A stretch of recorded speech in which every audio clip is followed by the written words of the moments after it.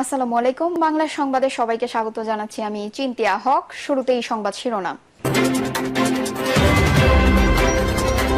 শনিবার থেকে রাজনৈতিক দলগুলোর সঙ্গে বসছেন প্রধান উপদেষ্টা। এদিকে যেভাবে ভারতে পালিয়ে যান সাবেক রাষ্ট্রমন্ত্রী, ফাঁস হয়ে গেল সব। জানাবো প্রশাসনে আওয়ামী লীগের দোসররা বহাল তাবিয়াতে কাজ করছে, বলছেন মির্জা ফখরুল। সিলিং দামে মুরগি ও ডিমের উৎপাদন বাড়বে না। এবং সর্বশেষ জানাবো বাংলাদেশের পুলিশ সংস্কারে সহায়তা করবে ইতালি, বলছে রাষ্ট্রদূত। দর্শক শুনছিলেন সংবাদ শিরোনাম, এখন বিস্তারিত। শনিবার থেকে রাজনৈতিক দলগুলোর সঙ্গে বসছেন প্রধান উপদেষ্টা। দেশের আইন ও শৃঙ্খলা পরিস্থিতি এবং রাষ্ট্র সংস্কারের লক্ষ্যে গঠিত 6টি কমিশনের কাজ নিয়ে শনিবার 5 অক্টোবর থেকে প্রধান রাজনৈতিক দলগুলোর সঙ্গে সংলাপ শুরু করবে অন্তর্বর্তী সরকার উপদেষ্টা পরিষদ। শফিকুল আলম বলেন, উপদেষ্টা পরিষদ রাজনৈতিক দলগুলোকে কমিশনের কাজে অগ্রগতি সম্পর্কে অবহিত করবে। উপদেষ্টারা আইন শৃঙ্খলা পরিস্থিতি নিয়ে তাদের রাজনৈতিক নেতাদের সঙ্গে মতবিনিময় করবেন এবং তাদের পরামর্শ নেবেন। তিনি আশা প্রকাশ করেন 2-3 দিনের মধ্যে পূর্ণাঙ্গ কমিশন গঠন করা হবে, যাতে তারা পুরোদমে কাজ শুরু করতে পারে। এক প্রশ্নের জবাবে প্রেস সচিব বলেন, কমিশনের প্রধানরা এরই মধ্যে তাদের কাজ শুরু করেছেন এবং কমিশনগুলোর কার্যপরিধি টিওআর চূড়ান্ত করা হয়েছে এবং সংশ্লিষ্ট কর্তৃপক্ষ কমিশনগুলোর জন্য অফিসের জায়গা খুঁজছে। সংলাপ একটি চলমান প্রক্রিয়া হিসেবে উল্লেখ করে তিনি বলেন, প্রধান রাজনৈতিক দলগুলোকে সংলাপে যোগ দিতে আমন্ত্রণ জানানো হবে এবং উপদেষ্টা পরিষদ রাজনৈতিক নেতাদের সঙ্গে কথা বলবে। সংস্কার কমিশনগুলো 31 ডিসেম্বরের মধ্যে তাদের নিজ নিজ রিপোর্ট জমা দেবে এবং তাদের উপদেষ্টা পরিষদ আবার রাজনৈতিক দলগুলোর সঙ্গে আলোচনা করবে বলে আশা করা হচ্ছে। পার্বত্য চট্টগ্রাম সিএইচটি পরিস্থিতি নিয়ে অন্য এক প্রশ্নে প্রেস সচিব বলেন, পার্বত্য চট্টগ্রাম একটি বৃহত্তর এলাকা এবং আমি মনে করি পার্বত্য অঞ্চলে এখন কোনো অস্থিতিশীল পরিস্থিতি বিরাজ করছে না। পরিস্থিতি অনেক ভালো। অন্তর্বর্তী সরকারের ঘোষণা অনুযায়ী 1 অক্টোবর থেকে কমিশনের কাজ শুরুর কথা ছিল, কিন্তু কমিশন গঠনের বিষয়ে প্রজ্ঞাপন জারি করা না হওয়ায় কমিশন আনুষ্ঠানিকভাবে কাজ শুরু করতে পারছে না। যেভাবে ভারতে পালিয়ে যান সাবেক স্বরাষ্ট্রমন্ত্রী, ফাঁস হয়ে গেল সব। অবৈধ পথে দেশ ছেড়ে কলকাতায় পালিয়ে যান সাবেক স্বরাষ্ট্রমন্ত্রী আসাদুজ্জামান খান কামাল। এ বিষয়ে কিছুই জানে না র্যাব, তবে বিষয়টি খতিয়ে দেখার আশ্বাস দিয়েছেন।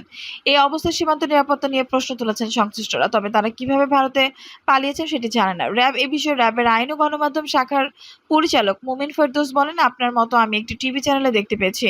এ বিষয়ে বিস্তারিত কিছু জানে না। নাম প্রকাশ না করার শর্তে পুলিশের স্যাম্পলাস ব্রাঞ্চের পুলিশের স্পেশাল ব্রাঞ্চের ঊর্ধ্বতন এক কর্মকর্তা জানালেন, চ্যানেল 24 কে জানান, চোরাই পথে ভারতে পালিয়ে যান সাবেক স্বরাষ্ট্রমন্ত্রী আসাদুজ্জামান খান কামাল। স্পেশাল ব্রাঞ্চের ঊর্ধ্বতন কর্মকর্তা বলেন, উনি ইমিগ্রেশন হয়ে যাননি। অবশ্যই অনেকে পালাতে গিয়ে ধরা পড়েছেন, কিন্তু সবাই তো ধরা পড়ছেন না।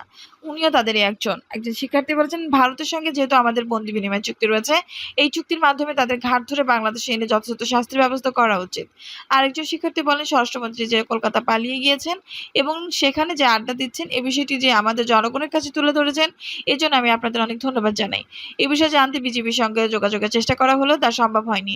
অপরাধ বিশ্লেষক ডক্টর তহিদুল হক বলেন, জুলাই বিপ্লবে যারা নির্দেশদাতা যারা অপরাধ করেছেন, সরাসরি গুলি চালিয়েছেন, মানুষকে নির্যাতন নিপীড়ন করেছেন, তাদেরকে আইনি প্রক্রিয়ার মাধ্যমেই সেই পরিস্থিতি মোকাবেলা করতে হবে। এর বিকল্প হিসেবে যে বা যারা কাউকে সীমান্ত পার করার ক্ষেত্রে সুযোগ করে দিচ্ছেন, তাদেরকে চিহ্নিত করে আইনের আওতায় নিয়ে আসা প্রয়োজন। আইনি প্রক্রিয়ার মাধ্যমে আসামিদের ফেরাতে উদ্যোগ নেওয়ার পরামর্শও দেন তিনি। প্রশাসনে আওয়ামী লীগের দোসররা বহাল তাবিয়াতে কাজ করছে, বলছেন মির্জা ফখরুল। প্রশাসনে এখন আওয়ামী লীগের দোসররা বহাল তাবিয়াতে কাজ করছে বলে মন্তব্য করেছেন বিএনপি মহাসচিব মির্জা ফখরুল ইসলাম আলমগীর। তিনি বলেছেন, দেশে নতুন করে ষড়যন্ত্র অনৈতিক কর্মকাণ্ড শুরু হয়েছে। এইসব আওয়ামী লীগ দোসরদের চিহ্নিত করে ব্যবস্থা নিতে ব্যর্থ হলে এর দায় অন্তর্বর্তী সরকারের উপর পড়বে। ফখরুল বলেন, প্রায় 1 যুগ আগে গুম হয়েছেন বিএনপি নেতা সাজিদুল হক সুমন। গুম হওয়ার পর সাজিদুল হক সুমনের পরিবার মানসিকভাবে বিপদগ্রস্ত ও আতঙ্কগ্রস্ত। ছেলে সুমনের জন্য তার মা কাঁদতে কাঁদতে প্রায় অন্ধ হয়ে গেছেন। গুম হওয়ার এত বছর পর আবারও 30 সেপ্টেম্বর সেনাবাহিনী পরিচয় তাদের বাড়িতে অভিযান চালিয়েছে সাজিদুল হক সুমনের ভাই সাইফুল ইসলামের শ্যামলকে তুলে নিয়ে যাওয়ার ঘটনার পরিবারটি আতঙ্কিত হয়ে পড়েছে। অভিযানে পরিচালনাকারীরা মায়ের ডাকর সমন্বয়ক সঞ্জিতা ইসলাম তুলি সহ পরিবারের সদস্যদের গালাগাল ও চরম অশ্লীল আচরণ করে। তারা বাসার ছোট্ট শিশুর সঙ্গেও অমানুষের মতো আচরণ করে। বর্তমানে দেশে পতিত আওয়ামী লীগ ফ্যাসিস্ট সরকারের নির্দয় শাসন শোষণ থেকে মুক্তি পেলেও সঞ্জিতা ইসলাম তুলির ভাই সাইফুল ইসলাম শ্যামলকে বাড়ি থেকে উঠিয়ে নিয়ে যাওয়ার ঘটনায় দেশবাসী শঙ্কিত। তিনি বলেন, এই ধরনের হয়রানি মানে হলো বিপদগ্রস্ত পরিবারের সঙ্গে রসিকতা।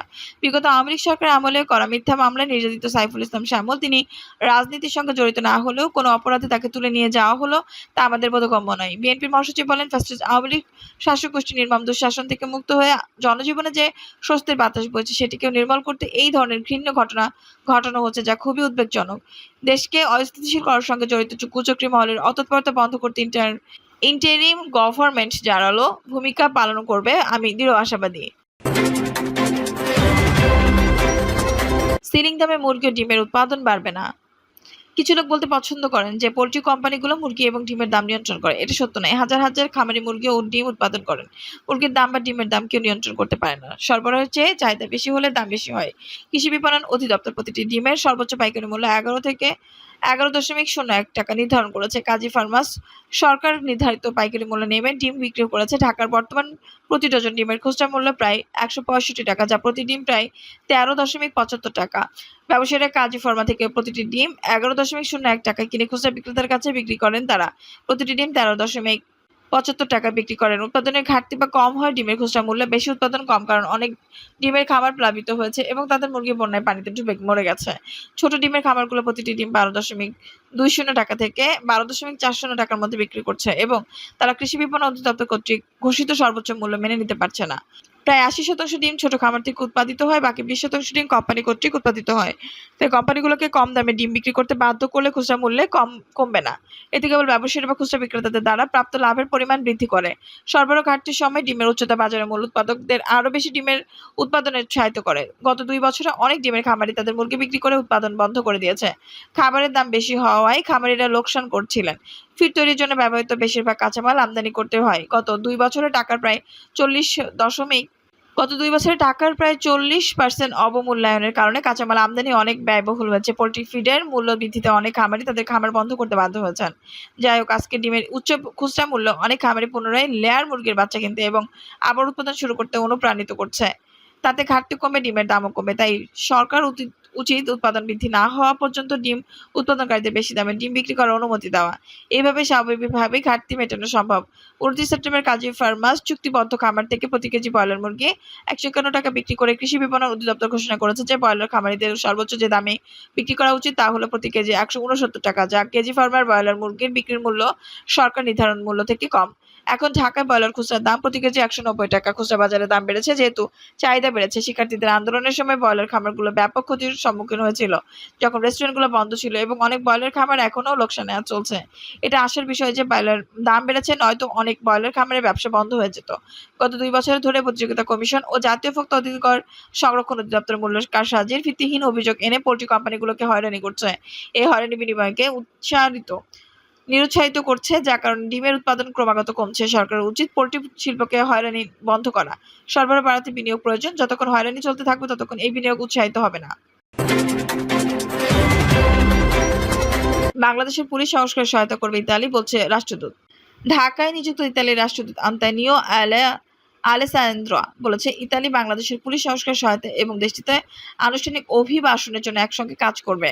ঢাকায় নিযুক্ত ইতালির রাষ্ট্রদূত আন্তোনিও আলেসান্দ্রো বলেছেন, ইতালি বাংলাদেশের পুলিশ সংস্কার সহায়তা এবং দেশটির আনুষ্ঠানিক অভিবাসনের জন্য একসঙ্গে কাজ করবে। আলোচনায় ইতালি নিরাপদ, সংগঠিত ও নিয়মিত অভিবাসন, অর্থনৈতিক ও বাণিজ্য সহযোগিতা এবং পুলিশ সংস্কার প্রাধান্য পেয়েছে। নিউইয়র্কে জাতিসংঘ সদর দপ্তরে 1 সপ্তাহ আগে প্রধান উপদেষ্টা ও ইতালির প্রধানমন্ত্রী জার্জিয়া মেলোনির মধ্যে এক বৈঠক অনুষ্ঠিত হয়। সেই বৈঠকে ইউনুস ইতালিতে বাংলাদেশ থেকে আর বড় আকারের আনুষ্ঠানিক অভিবাসনের আহ্বান জানান। আর মেলেনি বলেন, উভয় দেশেরই অবৈধ অভিবাসন ঠেকাতে জোর প্রচেষ্টা চালানো উচিত। রাষ্ট্রদূত আলেক্সান্দ্রো বলেন, আমরা বাংলাদেশের অভিবাসীদের সুরক্ষা দিতে চাই। নিয়মিত অভিবাসনের প্রক্রিয়া আরো উন্নত করতে আমাদের কাজ করতে হবে। ইতালির রাষ্ট্রদূত অন্তর্বর্তী সরকারের সংস্কার প্রচেষ্টা প্রশংসা করে নিরাপত্তা বাহিনীর প্রশিক্ষণ সহ পুলিশ সংস্কারে ইতালি সহায়তার প্রস্তাব দেন। তিনি বলেন, আমাদের পুলিশ বেশ কয়েকটি দেশে সহায়তা দিয়ে থাকে। আলেসান্দ্রা আয়শা প্রকাশ করেন, দুই দেশের মধ্যে দ্বিপাক্ষীয় বাণিজ্য শীঘ্রই ঘুরে দাঁড়াবে। বর্তমানে দুই দেশের মধ্যে দ্বিপাক্ষিক বাণিজ্য প্রায় $2.5 বিলিয়ন। এছাড়া ইতালি দূতাবাস শীঘ্রই একটি চলচ্চিত্র উৎসব ও একটি ব্যালে অনুষ্ঠানের আয়োজন করবে বলে জানান তিনি। দর্শক, এই ছিল এখনকার সর্বশেষ সংবাদ। নিউজটি ভালো লাগলে অবশ্যই একটা লাইক দিন, কমেন্টে আপনার মূল্যবান মতামত জানান। সবসময় আমাদের পাশে থাকতে সাবস্ক্রাইব করে বেল বাটনটি অন করে রাখুন। ধন্যবাদ।